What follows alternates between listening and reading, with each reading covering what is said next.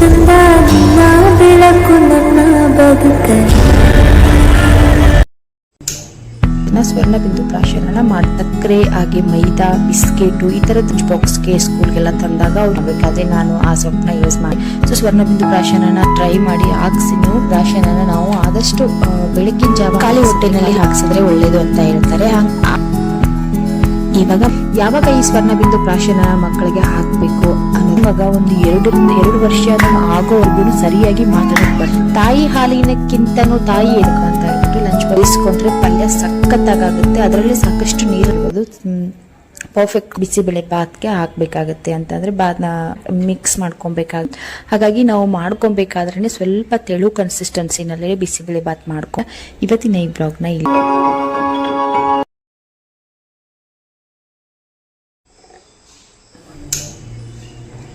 Hello ನಮಸ್ತೆ ಎಲ್ರಿಗೂ, welcome back to Bhagya's daily vlogs. ನಾನು ನಿಮ್ಮ ಪ್ರೀತಿಯ ಭಾಗ್ಯ. ಹೇಗಿದ್ದೀರಾ? ಎಲ್ಲರೂ ಚೆನ್ನಾಗಿದ್ದೀರಾ ಅಂತ ಅನ್ಕೊಂತೀನಿ. ನಾನು ಕೂಡ ತುಂಬಾ ಚೆನ್ನಾಗಿದ್ದೀನಿ. ಸೊ ಇವತ್ತು ಪುಷ್ಯ ನಕ್ಷತ್ರ ಇರೋದ್ರಿಂದ ಸ್ವಲ್ಪ ಬೇಗ ಎದ್ದಿದ್ದೀನಿ. ಯಾಕೆ ಅಂತ ಅಂದರೆ ಪುಷ್ಯ ನಕ್ಷತ್ರ ದಿನ ಅಂತಂದರೆ ಪ್ರತಿ ತಿಂಗಳು ಪುಷ್ಯ ನಕ್ಷತ್ರ ದಿನ ಸ್ವರ್ಣ ಬಿಂದು ಪ್ರಾಶನ ಮಾಡ್ತಾರೆ ಎಲ್ಲರೂ ಕೂಡ ಮಕ್ಕಳಿಗೆ. ಸೊ ಗೊತ್ತಿರ್ಬೋದು. ಸೊ ನಾನು ಕೂಡ ನನ್ನ ಮಕ್ಕಳಿಗೆ ಅಂದರೆ ಆರು ಮತ್ತು ಗಂಡನಿಗೆ ಸ್ವರ್ಣ ಬಿಂದು ಪ್ರಾಶನ ಮಾಡಿಸ್ತೀನಿ. ಪ್ರತಿ ತಿಂಗಳು ಕೂಡ ಮಾಡಿಸ್ತೀನಿ. ಸೊ ಹಾಗಾಗಿ ಅವರು ಹೇಳೋ ಅಷ್ಟರಲ್ಲಿ ಅಂದರೆ ಅವರು ಬೇಗ ಎಬ್ಬಿಸಿ ಅವರಿಗೆ ಸ್ವರ್ಣ ಬಿಂದು ಪ್ರಾಶನ ಮಾಡಿಸ್ಬೇಕಲ್ಲ. ಸೊ ಹಾಗೆ ಅವ್ರು ಹೇಳೋ ಅಷ್ಟರಲ್ಲಿ ಬೇಗ ಎದ್ದು ಮನೆ ಕೆಲಸನ ಮುಗಿಸ್ಕೊಂಡ್ರೆ ಆಯಿತು ಅಂತ ಹೇಳ್ಬಿಟ್ಟು ಬೇಗ ಎದ್ದಿದ್ದೀನಿ. ಹಾಗೆ ರಾತ್ರಿನೇ ನಾನು ಜಾಮೂನು ಕೂಡ ಮಾಡಿ ಪಾಕಕ್ಕೆ ಹಾಕಿ ಇಟ್ಟಿದ್ದೆ. ಸೊ ಬೆಳಿಗ್ಗೆ ಅಷ್ಟರಲ್ಲಿ ಜಾಮೂನು ಪಾಕ ಹೀರ್ಕೊಳ್ಳುತ್ತೆ ಅಂತ ಹೇಳ್ಬಿಟ್ಟು ನೋಡ್ತಾ ಇರ್ಬೋದು ನೀವು ಎಷ್ಟು ಚೆನ್ನಾಗಿ ಪಾಕ ಎಲ್ಲವೂ ಹೀರ್ಕೊಂಡಿದೆ ಅಂತ ಹೇಳಿ. ಹಾಗೆ ನಾನು ತುಂಬ ದಿನ ಆಯಿತು ನಮ್ಮ ಮನೆಯಲ್ಲಿ ಜಾಮೂನು ಮಾಡಿ. ಮನೆಯಲ್ಲಿ ಸ್ವಲ್ಪ ಸಕ್ಕರೆ ಹಾಗೆ ಮೈದಾ ಬಿಸ್ಕೆಟು ಈ ಥರದ್ದು ಸ್ವಲ್ಪ ಜಂಕ್ ಫುಡ್ ಆಗಿರ್ಬೋದು ಈ ಥರದ್ದೆಲ್ಲನೂ ಕಡಿಮೆ ಮಾಡಬೇಕು, ಕಂಪ್ಲೀಟಾಗಿ ಅವಾಯ್ಡ್ ಮಾಡಬೇಕು ಅಂತಲೇ ಅಂದ್ಕೊಂಡಿದ್ದೀನಿ. ಆದರೆ ಯಾವುದನ್ನು ಕೂಡ ಒಂದೇ ಸಾರಿ ಮಾಡೋಕ್ಕೆ ಹೋದರೆ ಆಗಲ್ಲ. ಅದರಲ್ಲೂ ಮನೇಲಿ ಮಕ್ಕಳು ಇರೋದ್ರಿಂದ ಸ್ವಲ್ಪ ಕಷ್ಟ ಅಂತಲೇ ಹೇಳ್ಬೋದು. ನಾನಿವಾಗ ಒಂದು 5-6 ತಿಂಗಳಾಗಿರ್ಬೋದು ನಾನು ಜಾಮೂನು ಮಾಡೇ ಇರಲಿಲ್ಲ. ಆದರೆ ಮೊನ್ನೆಯಿಂದ ಅಮ್ಮು ಅಂದರೆ ತುಂಬ ಕೇಳ್ತಾ ಇದ್ಲು ಜಾಮೂನು ಮಾಡಮ್ಮ ಅಂತ ಹೇಳ್ಬಿಟ್ಟು. ಅಕ್ಕಪಕ್ಕದ ಮನೆಯಲ್ಲಿ ನೋಡಿ ಅಥವಾ ಫ್ರೆಂಡ್ಸ್ ಯಾರಾದರೂ ಡಬ್ಬಿಗೆ ಟಿಫನ್ ಅಂದರೆ ಲಂಚ್ ಬಾಕ್ಸ್ಗೆ ಸ್ಕೂಲ್ಗೆಲ್ಲ ತಂದಾಗ ಅವರಿಗೂ ತಿನ್ನಬೇಕು ಅಂತ ಆಸೆ ಆಗುತ್ತೆ ಮಕ್ಕಳಿಗೆ. ಹಾಗಾಗಿ ಕೇಳ್ತಾ ಇರ್ತಾರೆ, ಏನು ಮಾಡೋಕ್ಕಾಗೋದಿಲ್ಲ. ಇವಾಗ ನನ್ನ ಮನೆಯಲ್ಲಿ ನಾನು ಬಿಸ್ಕೆಟ್ ಕೂಡ ಕಂಪ್ಲೀಟಾಗಿ ಸ್ಟಾಪ್ ಮಾಡಿದ್ದೀನಿ. ಬಿಸ್ಕೆಟ್ ಕೂಡ ಮನೆಯಲ್ಲಿ ನಾವು ತರೋದಿಲ್ಲ. ಹಾಗೆ ಬೆಳಿಗ್ಗೆ ಟೀ ಕೂಡ ಮಕ್ಕಳಿಗೆ ಕೊಡೋದಿಲ್ಲ. ಟೀ ಬದಲಾಗಿ ನಾನು ಸರಿನ ಕೊಡ್ತಾ ಇದ್ದೀನಿ. ಸಿರಿಧಾನ್ಯಗಳ ಸರಿನ ಮಾಡಿ ಅದಕ್ಕೆ ಬೆಲ್ಲ ಎಲ್ಲ ಹಾಕಿ ಕೊಡ್ತಾ ಇದ್ದೀನಿ. ಅದನ್ನು ತಿಂತಾರೆ ಮಕ್ಕಳು. ನಾವು ಏನು ಅವರಿಗೆ ರೂಢಿ ಮಾಡ್ತೀವೋ ಅದರಲ್ಲಿನೇ ಅವ್ರು ಬೆಳೀತಾರೆ. ಒಂದು ಸ್ವಲ್ಪ ದಿನ ಹಠ ಮಾಡ್ಬೋದು, ಏನು ಮಾಡೋಕ್ಕಾಗೋದಿಲ್ಲ. ಸ್ವಲ್ಪ ಸಹಿಸ್ಕೊಂಡು ಮಕ್ಕಳಿಗೆ ಬುದ್ಧಿ ಹೇಳಿ ಸ್ವಲ್ಪ ಸುಧಾರಿಸ್ಕೊಂಡು ನಾವು ಮಕ್ಕಳಿಗೆ ಸ್ವಲ್ಪ ಟೈಮ್ ಕೊಡಬೇಕು ಯಾವುದೇ ಆದರೂ ಚೇಂಜ್ ಮಾಡೋದಕ್ಕೆ. ಫಸ್ಟ್ ಆಫ್ ಆಲ್ ನಾವು ಆ ಥರದ್ದು ರೂಢಿನ ಮಕ್ಕಳಿಗೆ ಇಡಲೇಬಾರ್ದು. ಏನು ಮಾಡೋಕ್ಕಾಗೋದಿಲ್ಲ. ಇವಾಗ ನಾವು ತಪ್ಪು ಮಾಡಿದ್ವಿ ಅಂತ ಅಂದಮೇಲೆ ನಾವು ಅದನ್ನು ತಿದ್ದುಕೊಳ್ಬೇಕಲ್ವ. ಸೊ ನಾನಿವಾಗ ಕಂಪ್ಲೀಟಾಗಿ ಬಿಸ್ಕೆಟ್ ಕೊಡೋದನ್ನು ನಿಲ್ಲಿಸಿದ್ದೀನಿ, ಸ್ಟಾಪ್ ಮಾಡಿದ್ದೀನಿ. ನನ್ನ ಮಕ್ಕಳಿಗೆ ಬಿಸ್ಕೆಟ್ ಕೊಡಲ್ಲ, ಟೀ ಕೊಡಲ್ಲ. ಬೆಳಿಗ್ಗೆ ಮಕ್ಕಳು ಹೊಟ್ಟೆ ಹಶು ಆಗುತ್ತೆ, ನೈಟೆಲ್ಲ ಹಂಗೆ ಇರುತ್ತೆ, ಖಾಲಿ ಹೊಟ್ಟೆ ಇರುತ್ತೆ. ಬೆಳಗ್ಗೆ ಮಕ್ಕಳಿಗೆ ಹಶು ಆಗುತ್ತೆ, ಇಲ್ಲ ಅನ್ನಲ್ಲ. ಸೊ ಈ ಥರದ್ದು ಏನಾದರೂ ಹೆಲ್ದಿಯಾಗಿ ಮಕ್ಕಳಿಗೆ ಮಾಡಿಕೊಡೋದಕ್ಕೆ ನಾವು ಪ್ರಯತ್ನ ಪಡಬೇಕಾಗುತ್ತೆ. ಇವಾಗಿನ ಒಂದು ಸಿಚುವೇಷನ್ನಲ್ಲಿ ಇವಾಗ ಎಷ್ಟೇ ನಾವು ಹೆಲ್ದಿಯಾಗಿ ಲೈಫ್ನ ನಡೆಸ್ತಾ ಇದ್ದೀವಿ ಅಂದ್ರೂ ಕಡಿಮೆನೇ ಅಂತ ಹೇಳ್ಬೋದು. ಹಾಗಾಗಿ ನಾನು ಈ ಥರ ನನ್ನ ಮಕ್ಕಳಿಗೆ ಸ್ವಲ್ಪ ಚೇಂಜಸ್ನ ಮಾಡ್ಕೊತಾ ಇದ್ದೀನಿ. ಇವಾಗ ಸ್ನಾನಕ್ಕೆ ನೀರನ್ನ ಕಾಯಿಸೋಕ್ಕಿಟ್ಟು ಕಸ ಗುಡಿಸಿ ನೆಲನ ಒರೆಸ್ಕೊತಾ ಇದ್ದೀನಿ. ಬೆಳಿಗ್ಗೆ ಎದ್ದಿದ ತಕ್ಷಣ ಇದು ಒಂದು ಕೆಲಸ ಎಲ್ರಿಗೂ ಇದ್ದಿದ್ದೆ, ಕಸ ಗುಡಿಸೋದು ನೆಲ ಒರೆಸೋದು ಎಲ್ಲ ಮಾಡಿ ನಾವು ಫ್ರೆಶ್ ಆಗಿನೇ ನಾನು ಮುಂದಿನ ಅಡುಗೆ ಕೆಲಸನ ಶುರು ಮಾಡ್ತೀನಿ. ಬೆಳಿಗ್ಗೆ ಎದ್ದಿದ ತಕ್ಷಣವೇ ನಾನೇನು ಯಾವುದೇ ಅಡುಗೆ ಮಾಡೋಕ್ಕೆ ಹೋಗೋದಿಲ್ಲ. ಬೆಳಿಗ್ಗೆ ಎದ್ದು ಸ್ವಲ್ಪ ಬಿಸಿ ನೀರನ್ನ ಕುಡಿತೀನಿ ಅಷ್ಟೇ. ಸ್ವಲ್ಪ ನಿಂಬು ಹಾಕ್ಕೊಂಡು ಬಿಸಿ ನೀರನ್ನ ಕುಡಿದ್ಬಿಟ್ಟು ನಾನು ಕೆಲಸನ ಶುರು ಮಾಡ್ತೀನಿ. ಆಮೇಲೆ ನಾನು ಸ್ನಾನ ಮುಗಿಸ್ಕೊಂಡು ಬಂದು ಪೂಜೆ ಮಾಡಿ ಆದಮೇಲೆ ನಾನು ಅಡುಗೆ ಎಲ್ಲ ಮಾಡೋಕ್ಕೆ ಶುರು ಮಾಡ್ತೀನಿ. ನಾನು ಹೊರಗಡೆ ಎಲ್ಲೂ ಹೋಗೋದಿಲ್ಲ, ಮನೆಯಲ್ಲೇ ಇರೋದ್ರಿಂದ ಅಷ್ಟಾಗಿ ಬೇಗ ಕೆಲಸ ಮುಗಿಸ್ಕೊಬೇಕು ಅನ್ನೋದೇನಿಲ್ಲ. ನಾನು ಆರಾಮಾಗಿಯೇ ಮಾಡ್ಕೊತೀನಿ. ಹಾಗೆ ನನ್ನ ಹಸ್ಬೆಂಡ್ದು ಹಾಗೆ 6 ಸ್ಕೂಲ್ ಬಂದುಬಿಟ್ಟು 10 ಗಂಟೆಗೆ ಇರೋದ್ರಿಂದ ಬೇಗ ಮಾಡಬೇಕು ಅಂತ ಗಡಿಬಿಡಿ ಅಂತ ಏನಿಲ್ಲ. ಸೊ ಆರಾಮಾಗಿ ನಾನು ಮಾಡ್ಕೊತೀನಿ. ಅದಕ್ಕೂ ಮುಂಚೆ ನಾನು ಪೂಜೆ ಆಗಿರ್ಬೋದು, ಮನೆ ಕ್ಲೀನ್ ಮಾಡ್ಕೊಳ್ಳೋದಾಗಿರ್ಬೋದು ಇದೆಲ್ಲನೂ ಮಾಡಿಬಿಟ್ಟೆ ನಾನು ಅಡುಗೆ ಕೆಲಸನ ಮಾಡ್ಕೊತಾ ಇರ್ತೀನಿ. ಮುಂಚೆ ಆಗಿದ್ದರೆ 6 ಸ್ಕೂಲು ಬೇಗ ಇತ್ತು, 8 ಗಂಟೆಗೆಲ್ಲ ಹೋಗ್ತಾ ಇದ್ಲು ಅವಳು. ಸೊ ಹಾಗಾಗಿ ನಾನು ನೈಟೇ ಎಲ್ಲನೂ ರೆಡಿ ಮಾಡಿ ಪ್ರಿಪೇರ್ ಮಾಡಿ ಇಟ್ಕೊತಾ ಇದ್ದೆ. ಸೊ ಅವಳಿಗೆ ಬೇಗ ಎದ್ಬಿಟ್ಟು ಅವಳು ಲಂಚ್ ಬಾಕ್ಸ್ ಆಗಿರ್ಬೋದು, ಅವಳು ಟಿಫನ್ ಆಗಿರ್ಬೋದು, ಅವಳು ಸ್ಕೂಲ್ ರೆಡಿ ಮಾಡಿಗೋದಾಗಿರ್ಬೋದು, ಅದೆಲ್ಲನೂ ಮಾಡ್ತಾನೆ ಸ್ನಾನ ಪೂಜೆ ಎಲ್ಲನೂ ಮಾಡ್ತಾ ಇದ್ದೆ. ನನಗೆ ಅದೇನೋ ಗೊತ್ತಿಲ್ಲ, ಬೆಳಿಗ್ಗೆ ಎದ್ದಿದ ತಕ್ಷಣವೇ ಕಸ ಗುಡಿಸಿ ನೆಲ ಒರೆಸಿ ಸ್ನಾನ ಮಾಡಿದಾಗಲೇ ನನಗೆ ಕೆಲಸ ಮಾಡೋದಕ್ಕೆ, ಮುಖ್ಯರೋ ಕೆಲಸ ಮಾಡೋದಕ್ಕೆ ಮನಸ್ಸು ಬರುತ್ತೆ. ಇಲ್ಲದೆ ಹೋದರೆ ಒಂದು ರೀತಿ ಬ್ಯಾಡ್ ಫೀಲ್ ಆಗೋದಕ್ಕೆ ಶುರು ಆಗುತ್ತೆ. ಅದೇನೋ ಗೊತ್ತಿಲ್ಲ, ಬೆಳಿಗ್ಗೆ ಎದ್ದಿದ ತಕ್ಷಣ ಸ್ನಾನ ಮಾಡಿದ್ರೆ ಒಂದು ರೀತಿ ಫ್ರೆಶ್ ಆಗಿ ಫೀಲ್ ಆಗುತ್ತೆ. ನನಗೆ ಅಡುಗೆ ಕೆಲಸ ಆಗಿರ್ಬೋದು, ಮನೆ ಕೆಲಸ ಆಗಿರ್ಬೋದು ಮಾಡೋದಕ್ಕೂ ಕೂಡ ಒಂಥರ ಉತ್ಸಾಹ ಬರುತ್ತೆ. ಹಾಗಾಗಿ ಪ್ರತಿದಿನ ನನ್ನ ರೂಟೀನ್ ಇದೆ. ಎದ್ದಿದ ತಕ್ಷಣ ಸ್ನಾನ ಮಾಡಿನೇ ನಾನು ಕೆಲಸ ಮಾಡ್ಕೊಳ್ಳೋದು. ಇವಾಗ ಪೂಜೆ ಮಾಡಿದೆ, ಪೂಜೆ ಮಾಡೋ ಅಷ್ಟರಲ್ಲಿ ಬೆಳಕಾಯಿತು ಅಂತಲೇ ಹೇಳ್ಬೋದು, 6 ಗಂಟೆ ಆಯಿತು. ಸೊ ಪೂಜೆ ಮಾಡಿಬಿಟ್ಟು ಇವಾಗ ನಾನು ನೋಡಿ ನಿಮ್ಮ ಮುಂದೆನೇ ಸ್ಟವ್ನ ಪೂಜೆ ಮಾಡ್ತಾ ಇದ್ದೀನಿ. ಇದೇ ರೀತಿ ನನ್ನ ಡೈಲಿ ರೂಟೀನ್ ಇರುತ್ತೆ. ನಾನು ಎಷ್ಟು ಗಂಟೆಗೆ ಎದ್ರೂ ಅಷ್ಟೇ, ನಾನು ಬೇಗ ಎದ್ರೂ ಅಷ್ಟೇ, ಲೇಟ್ ಮಾಡಿ ಎದ್ರೂ ಅಷ್ಟೇ, ಬೆಳಗ್ಗೆ ಎದ್ದು ನಾನು ಕಸ ಗುಡಿಸೋದು, ನೆಲ ಒರೆಸಿ ಸ್ನಾನ ಮಾಡಿ ಪೂಜೆ ಮಾಡಿನೇ ನಾನು ಸ್ಟವ್ ಹತ್ರ ಬರೋದು. ಈಗಾಗಲೇ ನಾನು ಆಲ್ರೆಡಿ ನೀರು ಕಾಯಿಸ್ಕೊಂಡು ಬಿಸಿ ನೀರನ್ನ ಕುಡಿದಿದ್ದೀನಿ. ಆದರೆ ಆವಾಗ ನಾನು ಏನು ಪೂಜೆಯನ್ನು ಮಾಡೋಕ್ಕೆ ಹೋಗೋದಿಲ್ಲ, ಅರಿಶಿನ ಕುಂಕುಮನೂ ಮುಟ್ಟಕ್ಕೆ ಹೋಗೋದಿಲ್ಲ. ಇವಾಗ ಪೂಜೆ ಮಾಡಿಕೊಂಡು ಮತ್ತೆ ಸ್ಟವ್ ಪೂಜೆ ಮಾಡಿ ನಾನು ಟೀಗಿಡ್ತಾ ಇದ್ದೀನಿ ನನ್ನ ಹಸ್ಬೆಂಡ್ಗೆ. ಅವರು ಕೂಡ ಎದ್ದಿದ್ದಾರೆ. ಸೊ ಅವರಿಗೆ ಟೀ ಮಾಡಿಕೊಟ್ಟು ನಾನು ಸ್ವಲ್ಪ ಟೀ ಕುಡಿತೀನಿ. ಇವಾಗ 1 ಅವರ್ಗಿನ್ನ ಮುಂಚೆ ನಾನು ಸ್ವಲ್ಪ ಬಿಸಿ ನೀರು ಕುಡಿದಿದ್ದೆ ನೋಡಿ. ಇವಾಗ ಸ್ವಲ್ಪ ಟೀ ತೊಗೋತೀನಿ, ಟೀಗಿಟ್ಕೊತಾ ಇದ್ದೀನಿ. ಹಾಗೆ ಲಂಚ್ ಬಾಕ್ಸು, ಟಿಫನ್ ಬಾಕ್ಸು ಎಲ್ಲನೂ ಕೂಡ ರೆಡಿ ಮಾಡಬೇಕು ಮಗಳಿಗೆ ಹಾಗೆ ಹಸ್ಬೆಂಡ್ಗೆ. ಹಾಗೆ ಇವತ್ತು ಲಂಚ್ಗೆ ನಾನು ಬಿಸಿ ಜೋಳದ ರೊಟ್ಟಿ ಮತ್ತು ಬೆಂಡೆಕಾಯಿ ಪಲ್ಯನ ಮಾಡ್ಕೊತಾ ಇದ್ದೀನಿ. ಮತ್ತು ಟಿಫನ್ಗೆ ಬಂದುಬಿಟ್ಟು ಬಿಸಿಬೇಳೆ ಬಾತ್ ಮಾಡ್ಕೊಬೇಕು ಅಂತ ಪ್ಲ್ಯಾನ್ ಮಾಡಿದ್ದೀನಿ. ಸೊ ಇದಿಷ್ಟೆಲ್ಲ ಕೆಲಸನೂ ಮಾಡಬೇಕು. ಅದ್ರ ಜೊತೆಗೆ ಆರು ಮತ್ತು ಗುಂಡನನ್ನು ಎಬ್ಬಿಸಿ ಅವ್ರನ್ನ ರೆಡಿ ಮಾಡಿಸಿ ನಾನು ಸ್ವರ್ಣಬಿಂದು ಪ್ರಾಶನನ ಮಾಡಿಸ್ಕೊಂಡು ಬರಬೇಕು. ಇಲ್ಲೇ ಪಕ್ಕದಲ್ಲೇ ಡಾಕ್ಟ್ರ್ ಇರೋದು, ಅಂದರೆ ನಮ್ಮ ಮನೆ ಹಿಂದ್ಗಡೆನೇ ಡಾಕ್ಟ್ರ್ ಇದ್ದಾರೆ. ಪುಷ್ಯ ನಕ್ಷತ್ರ ನಾಳೆ ಇದೆ ಅನ್ನೋವಾಗ ಇವತ್ತಿನ ಹಿಂದಿನ ದಿನವೇ, ಪುಷ್ಯ ನಕ್ಷತ್ರ ಇರೋ ಹಿಂದಿನ ದಿನವೇ ನಮ್ಗೆ ಅವರು ತಿಳಿಸಿರ್ತಾರೆ. ಸೊ ನಾನು ರೆಡಿ ಆಗಿರ್ತೀನಿ, ನಾಳೆ ಹೋಗಿ ಸ್ವರ್ಣಬಿಂದು ಪ್ರಾಶನ ಮಾಡಿಸ್ಕೊಬೇಕು ಅಂತ ಹೇಳಿ. ಇವಾಗ ಕೆನೆನ ತೆಗೆದು ಇಡ್ತಾ ಇದ್ದೀನಿ. ನಾನೊಂದು ಈ ಥರ ಒಂದು ಏರ್ಟೈಟ್ ಕಂಟೈನರ್ನಲ್ಲಿ ಕೆನೆನ ಸ್ಟೋರ್ ಮಾಡಿ ಇಟ್ಕೊತಾ ಇರ್ತೀನಿ. ಏನಿಲ್ಲ ಅಂತ ಅಂದ್ರೂ ಒಂದು ವಾರದಲ್ಲಿ 1 kg ಗಿನ್ನೂ ಸ್ವಲ್ಪ ಕಡಿಮೆ ಇರುತ್ತೆ, ಕೆಲವೊಂದು ಸಾರಿ ಜಾಸ್ತಿನೂ ಇರುತ್ತೆ. ಸೊ ಅಷ್ಟು ಬೆಣ್ಣೆ ನಮಗೆ ಪ್ರತಿ ವಾರನೂ ನಾನು ತೆಗಿತಾ ಇರ್ತೀನಿ. ಸೊ ಈ ಥರ ನಾನು ಸ್ಟೋರ್ ಮಾಡಿ ಇಟ್ಕೊತಾ ಇರ್ತೀನಿ. ಮತ್ತು ಅದು ಡಬ್ಬಿ ತುಂಬಿದ ತಕ್ಷಣ ಮತ್ತೆ ಬೇರೆ ದೊಡ್ಡ ಡಬ್ಬಿಗೆ ಹಾಕ್ತೀನಿ. ಸೊ ಇವಾಗ ಸ್ಟೋರ್ ಮಾಡಿ ನಾನು ಫ್ರಿಜ್ಜಲ್ಲಿ ಇಟ್ಕೊತಾ ಇರ್ತೀನಿ. ಬೆಂಡೆಕಾಯಿ ಪಲ್ಯನ ಮಾಡ್ಕೊಬೇಕು ಅಂತ ಅಂದ್ಕೊಂಡಿದ್ದೀನಿ. ಸೊ ಬೆಂಡೆಕಾಯಿನ ಇವಾಗ ಕಟ್ ಮಾಡ್ಕೊತಾ ಇದ್ದೀನಿ, ಪಲ್ಯ ಅಲ್ಲ. ಸೊ ಬೆಂಡೆಕಾಯಿನ ಕಟ್ ಮಾಡ್ಕೊತಾ ಇದ್ದೀನಿ. ಹಾಗೆ ಈ ಸೊಪ್ಪು ಬಂದುಬಿಟ್ಟು ಮೂಲಂಗಿ ಸೊಪ್ಪು, ಮೂಲಂಗಿನ ತೊಗೊಂಡು ಬಂದಿರ್ತೀವಿ ನೋಡಿ. ಸೊ ಅದ್ರ ಹಿಂದ್ಗಡೆ ಸ್ವಲ್ಪ ಸೊಪ್ಪಿರುತ್ತೆ ನೋಡಿ, ಅದು ಚೆನ್ನಾಗಿತ್ತು. ಸೊ ತೊಗೊಂಡು ಅದನ್ನು ಎತ್ತಿ ಇಟ್ಟಿದ್ದೀನಿ. ಯಾವುದಾದ್ರೂ ಕೋಸಂಬರಿ ಮಾಡಬೇಕಾದ್ರೆ, ಹಾಗೆ ಬಜ್ಜಿ ಬೊಂಡ ಮಾಡಬೇಕಾದ್ರೆ ನಾನು ಆ ಸೊಪ್ಪನ್ನ ಯೂಸ್ ಮಾಡ್ತಾ ಇರ್ತೀನಿ. ಸೊ ಆ ಸೊಪ್ಪನ್ನ ಬಿಸಾಕಕ್ಕೆ ಹೋಗೋದಿಲ್ಲ, ಕೆಲವರು ಬಿಸಾಕಿರ್ತಾರೆ, ತಿನ್ನೋದಿಲ್ಲ. ಸೊ ಇವಾಗ ಬೆಂಡೆಕಾಯಿನ ನೀರಿಗೆ ಹಾಕಿ ತೊಳ್ಕೊತಾ ಇದ್ದೀನಿ. ಸೊ ನನಗೆ ಮುಂಚೆ ಅಂತ ಅಂದರೆ ನನಗೆ 6 ಟೈಮ್ನಲ್ಲಿ ಈ ಸ್ವರ್ಣಬಿಂದು ಪ್ರಾಶನದ ಬಗ್ಗೆ ನನಗೆ ಗೊತ್ತಿರಲಿಲ್ಲ. ಹಾಗಾಗಿ ನಾನು 6ಗೆ ಸ್ವರ್ಣಬಿಂದು ಪ್ರಾಶನನ ಮಾಡ್ಸೋಕ್ಕೆ ಆಗಲಿಲ್ಲ ಚಿಕ್ಕವಳಿದ್ದಾಗ. ಇವಾಗ 6ಗೆ 7 ವರ್ಷ, ಇವಾಗ ಮಾಡಿಸ್ತಾ ಇದ್ದೀನಿ, ಅವಳಿಗೆ ಕೂಡ ಸ್ವರ್ಣಬಿಂದು ಪ್ರಾಶನನ ಹಾಕಿಸ್ತೀನಿ. ಆದರೆ ಗುಂಡನ ಟೈಮ್ನಲ್ಲಾದರೂ ಗೊತ್ತಾಗಬೇಕಿತ್ತಲ್ವ. ಸೊ ಆವಾಗಲೂ ಕೂಡ ನನಗೆ ಗೊತ್ತಾಗಲಿಲ್ಲ. ಹೀಗೆ ಒಂದಿನ ನಾವು ನಮ್ಮ ಹೆಣ್ಮಗಳ ಮನೆಗೆ ಹೋದಾಗ ಅವಳ ಮುಖಾಂತರ ನಮಗೆ ಗೊತ್ತಾಗಿದ್ದು ಸ್ವರ್ಣಬಿಂದು ಪ್ರಾಶನದ ಬಗ್ಗೆ. ಸೊ ಅಲ್ಲಿ ನಮಗೆ ಮಾತುಕತೆ ನಡೀತಾ ಇತ್ತು. ಗುಂಡನ್ನ 2 ವರ್ಷದವನು ಆದ್ರೂ ಕೂಡ ಸರಿಯಾಗಿ ಮಾತಾಡೋಕ್ಕೆ ಬರ್ತಾ ಇರಲಿಲ್ಲ. ಇವಾಗ ಮಾತಾಡ್ತಾ ಇದ್ದಾನೆ ಗುಂಡನ್ನ. ನಿಜವಾಗ್ಲೂ ನನಗೆ ಒಂದು ರೀತಿ ಭಯ ಆಗಿತ್ತು ಆ ಟೈಮ್ನಲ್ಲಿ. ಗುಂಡನ್ನ 1-2 ವರ್ಷ ಇದ್ದಾಗ, ಗುಂಡನಿಗೆ ಇವಾಗ 3 ವರ್ಷ ಕಂಪ್ಲೀಟ್ ಆಗ್ತಾ ಬಂತು. ಅವನು 2 ವರ್ಷದವನು ಇದ್ದಾಗ ನನಗೆ ತುಂಬ ಭಯ ಆಗ್ತಾ ಇತ್ತು. ಏನು ಇವನು ಮಾತಾಡ್ತಾನೆ ಇಲ್ಲ.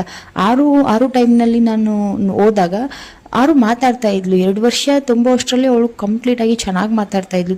ತೊದಲು ಆದ್ರೂ ಕೂಡ ಅವಳು ಮಾತಾಡ್ತಾ ಇದ್ಲು. ಆದರೆ ಗುಂಡನ್ನ ಮಾತಾಡ್ತಾನೆ ಇರಲಿಲ್ಲ. ಬರೀ ಸನ್ನೆ ಮಾಡೋದಾಗಿರ್ಬೋದು, ಏನಾದರೂ ಬೇಕಾದರೆ ಆಟ ಮಾಡೋದು, ಅಳೋದು, ಇದಷ್ಟೇ ಮಾಡ್ತಾ ಇದ್ದ. ಅವನು ಸರಿಯಾಗಿ ಮಾತಾಡೋಕ್ಕೆ ಬರ್ತಾ ಇರಲಿಲ್ಲ. ಇದನ್ನೇ ನಾವು ಚರ್ಚೆ ಮಾಡ್ತಾ ಇರಬೇಕಾದ್ರೆ ನಮ್ಮ ಹೆಣ್ಮಗಳು ಹೇಳಿದ್ಲು ನಮಗೆ, ಸೊ ಸ್ವರ್ಣಬಿಂದು ಪ್ರಾಶನನ ಟ್ರೈ ಮಾಡಿ ಹಾಕ್ಸಿ ನೀವು, ಒಳ್ಳೆ ರಿಸಲ್ಟ್ ಇದೆ. ಎಲ್ಲದಕ್ಕೂ ಕೂಡ ಒಂದು ಮಕ್ಕಳ ಆರೋಗ್ಯದ ವಿಚಾರದಲ್ಲಿ ಓವರಾಲ್ ಅದು ನಮಗೆ ಹೆಲ್ಪ್ ಮಾಡುತ್ತೆ ಮಗುವಿಗೆ ಅಂತ ಹೇಳಿ ಅವ್ರು ಹೇಳಿದಾಗ ನನಗೆ ಸೊ ಸರಿ ಅಂತ ಅನ್ನಿಸ್ತು. ಅವಳು ಹೇಳಿದ ಮೇಲೂ ನಮಗೆ 1-2 ತಿಂಗಳು ಈ ಸ್ವರ್ಣಬಿಂದು ಪ್ರಾಶನನ ಹಾಕ್ಸೋಕ್ಕೆ ಆಗಿರಲಿಲ್ಲ. ಇಲ್ಲಿ ನಮಗೆ ಯಾರೂ ಇರಲಿಲ್ಲ, ಡಾಕ್ಟ್ರು ಕೂಡ ಅಷ್ಟಾಗಿ ನಮಗೆ ಪರಿಚಯ ಇರಲಿಲ್ಲ. ಅವ್ರು ಆಗ್ತಾರೆ ಅನ್ನೋದು ಕೂಡ ನನಗೆ ಗೊತ್ತಿರಲಿಲ್ಲ. ಹಂಗೆ ಮತ್ತೆ ನೆಕ್ಸ್ಟ್ 1-2 ತಿಂಗಳಾದಮೇಲೆ ಸವದತ್ತಿಗೆ ಹೋದ್ವಿ ನಾವು. ಇಲ್ಲಿಂದ ಸವದತ್ತಿ ನಮಗೆ ಸಮೀಪ ಆಗುತ್ತೆ ನೋಡಿ. ಸೊ ಅಲ್ಲಿ ಹೋದ್ವಿ. ಅಲ್ಲಿ ಯಾರೋ ಒಬ್ಬರು ಡಾಕ್ಟ್ರ್ ಇದ್ದಾರೆ ಅಂತ ಹೇಳಿದ್ರು, ದಾನ್ ಗೌಡ್ರು ಅಂತ ಅನಿಸುತ್ತೆ. ಸೊ ಆ ಡಾಕ್ಟ್ರ್ ಇದ್ದಾರೆ, ಆಗ್ತಾರೆ ಅಂತ ಹೇಳಿದ್ರು. ನಮಗೆ 1-2 ತಿಂಗಳು ಹೋಗಿ ಅಲ್ಲಿ ಹಾಕಿಸ್ಕೊಂಡು ಬಂದ್ವಿ. ಸೊ ಅದಾದಮೇಲೆ ಇಲ್ಲಿ ನಮಗೆ ಪರಿಚಯ ಆದರು. ಅವರು ಕೂಡ ಹೇಳಿದ್ರು, ಇಲ್ಲ ನಾನೇ ಆಗ್ತೀನಿ, ಅಲ್ಲಿಗೇನು ಹೋಗಬೇಡಿ ಅಂತ ಹೇಳಿದ್ರು. ಸೊ ಆವಾಗಿಂದನೂ ಇವಾಗಿನವರೆಗೂ ನಾವು ಸ್ವರ್ಣಬಿಂದು ಪ್ರಾಶನನ ನನ್ನ ಮಗುವಿಗೆ 1 ತಿಂಗಳು ತಪ್ಪಿಸ್ದೆ ನಾನು ಹಾಕಿಸ್ತಾ ಇದ್ದೀನಿ. ಪಕ್ಕದಲ್ಲೇ ಡಾಕ್ಟ್ರ್ ಇರೋದ್ರಿಂದ ಸೊ ಹಾಕಿಸ್ತಾ ಇದ್ದೀನಿ. ತುಂಬ ಒಳ್ಳೆ ರಿಸಲ್ಟ್ ಬಂತು. ಇವಾಗ ನನ್ನ ಮಗ ಅರಳು ಹುರಿದಾಗೆ ಮಾತಾಡ್ತಾನೆ. ಹಾಗೆ ಎಷ್ಟು ಇಮ್ಯುನಿಟಿ ಕೊಟ್ಟ ನಮ್ಮ ಮಕ್ಕಳಲ್ಲಿ. ನಾನು ನಿಜವಾಗ್ಲೂ ಹೇಳ್ತೀನಿ, ಎಷ್ಟೇ ಅವ್ರಿಗೆ ಹೆಲ್ತ್ ಪ್ರಾಬ್ಲಮ್ ಆದ್ರೂ, ಎಷ್ಟೇ ಅವರಿಗೆ ನೆಗಡಿ ಜ್ವರ ಕೆಮ್ಮು ಬಂದ್ರೂ ಕೂಡ ಆಟೋಮೆಟಿಕ್ಕಾಗಿ ಅವರಿಗೆ ಕಡಿಮೆ ಆಗೋಗುತ್ತೆ. ನಾನು ಬೇಗ ಹಾಸ್ಪಿಟಲ್ ತೋರಿಸೋದಾಗಿರ್ಬೋದು, ಯಾವುದನ್ನು ಕೂಡ ಮಾಡೋದಿಲ್ಲ. ನನ್ನ ಮಕ್ಕಳು ಎಷ್ಟು ಹೆಲ್ತಿಯಾಗಿದ್ದಾರೆ ಗೊತ್ತಾ. ಸೊ ಈ ರೀತಿ ರಿಸಲ್ಟ್ ಇರುತ್ತೆ. ಮುಂದೆ ಹೇಳ್ತೀನಿ ಏನೆಲ್ಲ ನಮಗೆ ಬೆನಿಫಿಟ್ಸ್ ಇದೆ ಅಂತ ಹೇಳ್ಬಿಟ್ಟು. ಇವಾಗ ನಾನು ಟಿಫನ್ಗೆ ಬಿಸಿಬೇಳೆ ಬಾತ್ ಮಾಡ್ಕೊತಾ ಇದ್ದೀನಿ. ಸೊ ಹಾಗಾಗಿ ಇಲ್ಲಿ ಬಿಸಿಬೇಳೆ ಬಾತ್ಗೆ ನಾನು 1 ಕಪ್ ಆಗುವಷ್ಟು ಅಕ್ಕಿ ಮತ್ತು 1/2 ಕಪ್ ಆಗುವಷ್ಟು ಹೆಸರು ಬೇಳೆನ ತೊಗೊಂಡಿದ್ದೀನಿ. ನೀವು ತೊಗರಿಬೇಳೆ ಬೇಕಾದರೂ ತೊಗೋಬೋದು. ಹಾಗೆ ವೆಜಿಟೇಬಲ್ ಬಂದುಬಿಟ್ಟು ಸೌತೆಕಾಯಿ, ಕ್ಯಾರೆಟು, ಆಲೂಗೆಡ್ಡೆ ಮತ್ತು ಬಟಾಣಿನ ತೊಗೊತಾ ಇದ್ದೀನಿ. ಇವಾಗ ಇದನ್ನು ಕುದಿಯೋಕ್ಕೆ ಇಟ್ಬಿಟ್ಟು ನಾನು ನನ್ನ ಮಕ್ಕಳಿಗೆ ಸ್ವರ್ಣಬಿಂದು ಪ್ರಾಶನನ ಹಾಕಿಸ್ಕೊಂಡು ಬರೋದಕ್ಕೆ ಹೋಗ್ತೀನಿ. ಈಗಾಗಲೇ ಎದ್ದಿದ್ದಾರೆ ಅವರು. ಅವ್ರ ಅಪ್ಪಾಜಿ ಅವರಿಗೆ ಸ್ನಾನನೂ ಕೂಡ ಮಾಡಿಸಿ ರೆಡಿ ಮಾಡಿದ್ದಾರೆ. ಇನ್ನು ಅವ್ರು ಏನಾದರೂ ತಿನ್ನಬೇಕು ಅಂತ ಕೇಳ್ತಾರೆ.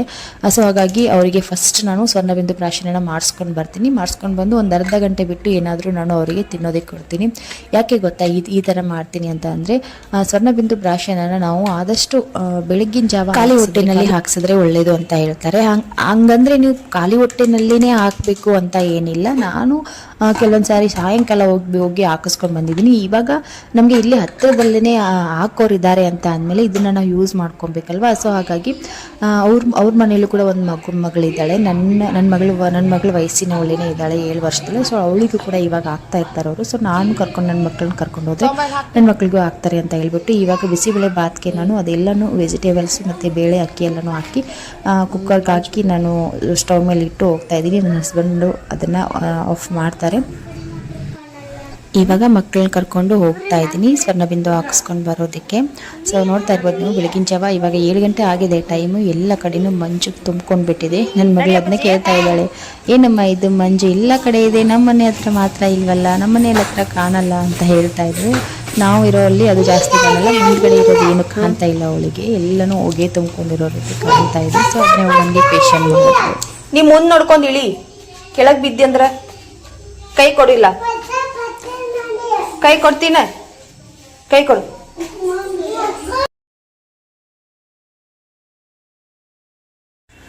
ಸೊ ಇವಾಗ ನಿಮಗೆ ಹಿಂದ್ಗಡೆ ಕಾಣ್ತಾ ಇದೆ ನೋಡಿ, ಅದು ನಮ್ಮ ಮನೆ. ಸ್ವಲ್ಪ ಮುಂದೆ ಬಂದುಬಿಟ್ಟು ಟರ್ನ್ ಆದರೆ ಡಾಕ್ಟರ್ ಮನೆ ಬರುತ್ತೆ. ಸೊ ಅಂತಂದರೆ ಮನೆ ಹಿಂದ್ಗಡೆ ಇದೆ, ಹಾಸ್ಪಿಟಲ್ ಅಂತಲೇ ಹೇಳ್ಬೋದು. ಸೊ ಇವಾಗ ಒಳಗಡೆ ಹೋಗ್ತಾ ಇದ್ದೀನಿ. ಹಾಗೆ ಈ ಸ್ವರ್ಣಬಿಂದು ಪ್ರಾಶನನ ಮಕ್ಕಳಿಗೆ ಹಾಕಿಸೋದ್ರಿಂದ ಏನೆಲ್ಲ ಪ್ರಯೋಜನ ಆಗುತ್ತೆ, ಹಾಗೆ ಮತ್ತು ಯಾವಾಗ ಈ ಸ್ವರ್ಣಬಿಂದು ಪ್ರಾಶನನ ಮಕ್ಕಳಿಗೆ ಹಾಕಬೇಕು ಅನ್ನೋದನ್ನು ನೋಡೋಣ. ಸೊ ಸ್ವರ್ಣಬಿಂದು ಪ್ರಾಶನ ಚಿನ್ನದ ಭಸ್ಮದಿಂದ ತಯಾರಾಗುತ್ತೆ. ಹಾಗೆ ಇದನ್ನು ಪ್ರತಿ ತಿಂಗಳು ಪುಷ್ಯ ನಕ್ಷತ್ರದ ದಿನ ಜೇನುತುಪ್ಪದೊಂದಿಗೆ ಬೆರೆಸಿ ಮಕ್ಕಳಿಗೆ ಕೊಡ್ತಾರೆ. ಸೊ ಇದನ್ನು ಕೊಡೋದ್ರಿಂದ ಮಕ್ಕಳಲ್ಲಿನ ರೋಗ ನಿರೋಧಕ ಶಕ್ತಿನ ಹೆಚ್ಚಿಸುತ್ತೆ. ಹಾಗೆ ಮಕ್ಕಳಲ್ಲಿನ ತ್ವಚೆಯ ಪೋಷಣೆಯೂ ಕೂಡ ಮಾಡುತ್ತೆ. ಮಕ್ಕಳಿಗೆ ದೃಷ್ಟಿ ದೋಷ ಏನಾದರೂ ಇದ್ದರೆ, ಹಾಗೆ ಮಕ್ಕಳ ಕಣ್ಣು ದೃಷ್ಟಿ ಸುಧಾರಣೆ ಆಗುತ್ತೆ. ಮತ್ತು ಮಗುನ ಯಾವಾಗಲೂ ಶಾಂತವಾಗಿ ಇಳಿಸೋದಕ್ಕೆ ಸಹಾಯ ಮಾಡುತ್ತೆ.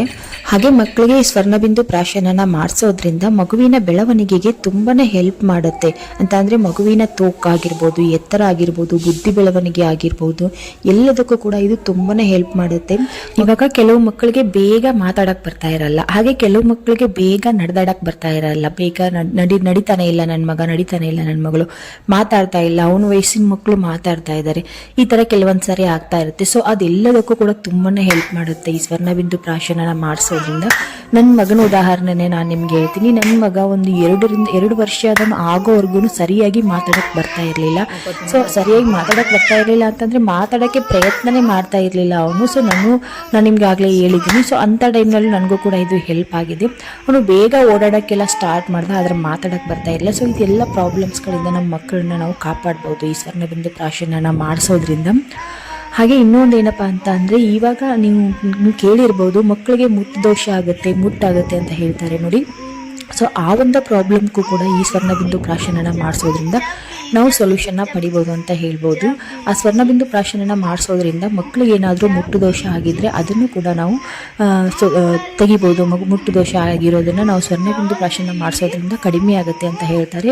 ಸೊ ತುಂಬಾ ಒಳ್ಳೆಯದು ಸ್ವರ್ಣಬಿಂದು ಮಕ್ಕಳಿಗೆ ಹಾಕ್ಸೋದ್ರಿಂದ ಅವರ ಬುದ್ಧಿ ಚುರುಕಾಗುತ್ತೆ, ಬುದ್ಧಿ ಬೆಳವಣಿಗೆ ಆಗಿರ್ಬೋದು, ಎಲ್ಲದಕ್ಕೂ ತುಂಬಾ ಒಳ್ಳೇದಂತಾನೆ ಹೇಳ್ಬೋದು. ಇದು ಸಾವಿರಾರು ವರ್ಷದ ಹಿಂದಿನ ರೆಸಿಪಿ ಅಂತಾನೆ ಹೇಳ್ಬೋದು, ಈ ಆಯುರ್ವೇದಿಕ್ ರೆಸಿಪಿ ಅಂತಾನೆ ಹೇಳ್ಬೋದು ಈ ಸ್ವರ್ಣಬಿಂದು ಪ್ರಾಶನ. ಹಾಗೆ ಈ ಸ್ವರ್ಣಬಿಂದು ಪ್ರಾಶನನ ಯಾವ ವಯಸ್ಸಿನ ಮಕ್ಕಳಿಂದ ಯಾವ ವಯಸ್ಸಿನ ಮಕ್ಕಳವರೆಗೂ ಹಾಕಿಸ್ಬೇಕು ಅಂತ ಅಂದರೆ 6 ತಿಂಗಳ ಮೇಲಿರೋ ಮಕ್ಕಳಿಂದ ನಾವು ಸ್ಟಾರ್ಟ್ ಮಾಡಬೇಕು ಈ ಸ್ವರ್ಣಬಿಂದು ಪ್ರಾಶನನ ಹಾಕ್ಸೋದಕ್ಕೆ. ಯಾಕೆ ಅಂತ ಅಂದರೆ 6 ತಿಂಗಳವರೆಗೂ ಮಕ್ಕಳಿಗೆ ಯಾವುದೇ ರೀತಿ ಬೇರೆ ಆಹಾರನ ನಾವು ಕೊಡೋ ಹಾಗಿಲ್ಲ.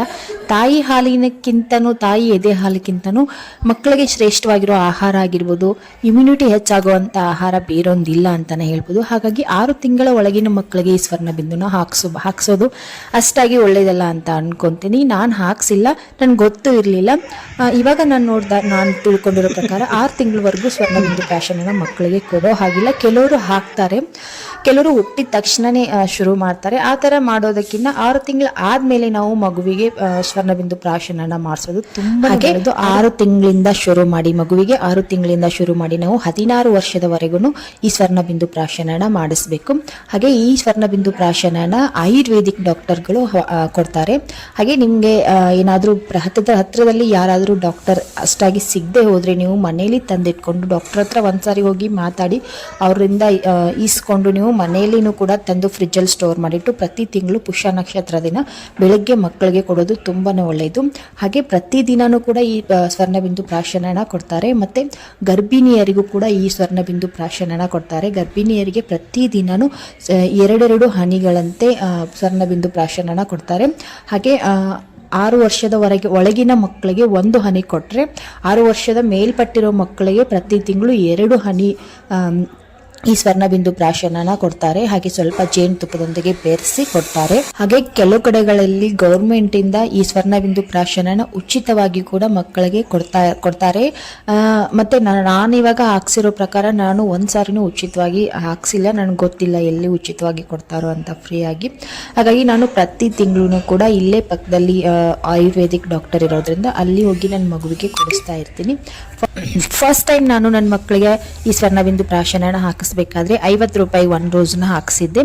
ಇವಾಗ ಅದು 100 ರೂಪಾಯಿ ಆಗಿದೆ. ಇವಾಗ ಎಷ್ಟು ಸಾರಿ ಹಾಕ್ಸಿದ್ರು ಕೂಡ ಒಬ್ಬರಿಗೆ ಒಂದು ಮಗುವಿಗೆ ಸ್ವರ್ಣಬಿಂದು ಪ್ರಾಶನ ಮಾಡಿಸೋದಕ್ಕೆ 100 ರೂಪಾಯಿ ತಗೋತಾರೆ. ಪ್ರತಿ ತಿಂಗಳು 100 ರೂಪಾಯಿ ಕೊಟ್ಟು ನಾನು ನನ್ನ ಮಕ್ಕಳಿಗೆ ಹಾಕಿಸ್ತಾ ಇದ್ದೀನಿ.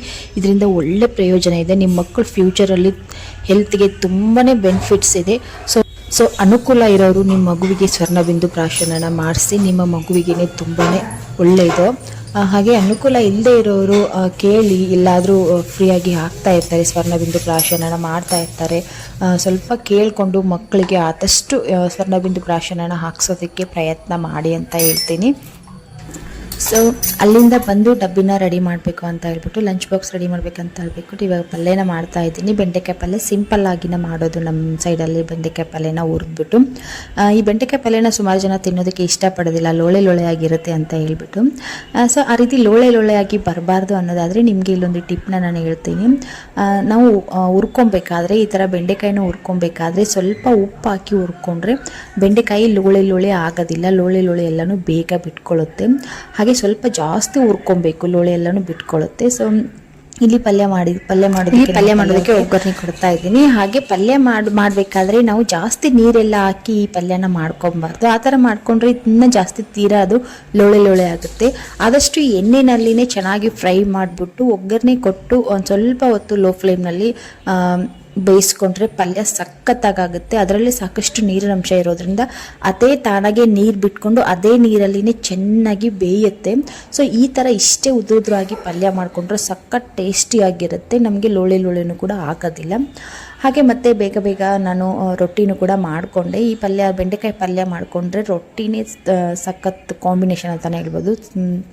ಪರ್ಫೆಕ್ಟ್ ಕಾಂಬಿನೇಷನ್ ಅಂತಲೇ ಹೇಳ್ಬೋದು. ಟೇಸ್ಟಿಯಾಗಿರುತ್ತೆ ಇಲ್ಲಿ ರೊಟ್ಟಿ ಜೊತೆಗೆ. ನೀವು ಬೇಡ ನಮಗೆ ರೊಟ್ಟಿ ಇಷ್ಟ ಇಲ್ಲ ಅನ್ನೋರು ಚಪಾತಿನೂ ಕೂಡ ಮಾಡ್ಕೊಬೋದು. ನಾನಿಲ್ಲಿ ರೊಟ್ಟಿನೇ ಮಾಡ್ತಾಯಿದ್ದೀನಿ. ಡಬ್ಬಿಗೂ ಕೂಡ ನಾನು ರೊಟ್ಟಿನೇ ಕಟ್ತೀನಿ. ಹಾಗೆ ಅದೆಲ್ಲನೂ ಮಾಡಿಬಿಟ್ಟು ಲಂಚ್ ಬಾಕ್ಸ್ನ ರೆಡಿ ಮಾಡಿ ಇವಾಗ ನಾನು ಬಿಸಿಬೇಳೆ ಬಾತ್ಗೆ ಒಗ್ಗರಣೆನ ಮಾಡ್ಕೊತಾ ಇದ್ದೀನಿ. ನಾನು ಬರೋ ಅಷ್ಟರಲ್ಲಿ ಬಿಸಿಬೇಳೆ ಬಾತ್ಗೆ ನಾನು ಆವಾಗಲೇ ಬೇಯಿಸೋಕೆ ಇಟ್ಟಿರೋದು ಎಲ್ಲನೂ ಚೆನ್ನಾಗಿ ಬೆಂದಿತ್ತು. ಸೊ ಅದನ್ನು ಸ್ವಲ್ಪ ಮ್ಯಾಶ್ ಮಾಡಿ ಮತ್ತೆ ಒಂದು ಸ್ವಲ್ಪ ಕುದಿಸಿ ಇಟ್ಟಿದ್ದೀನಿ. ಇವಾಗ ಇಲ್ಲಿ ಒಗ್ಗರಣೆಗೆ ಸ್ವಲ್ಪ ತುಪ್ಪ ಮತ್ತು ಸ್ವಲ್ಪ ಎಣ್ಣೆನ ಹಾಕ್ಬಿಟ್ಟು ಒಗ್ಗರಣೆ ಮಾಡ್ಕೊತಾ ಇದ್ದೀನಿ.